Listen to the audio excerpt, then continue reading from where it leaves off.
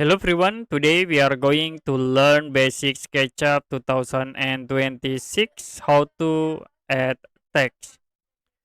Okay, first I will draw for example 3D objects with this rectangle and use Pull tools to convert into 3D.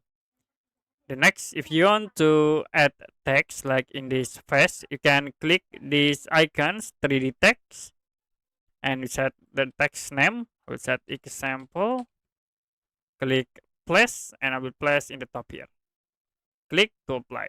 If you want to resize, you can use the scale tools. Okay, you can click here, scale. Like I will click from this points to here to scale the text object.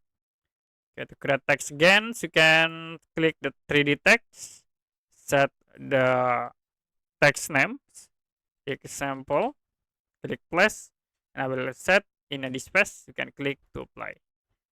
So that's it for basic SketchUp 2026 how to add text.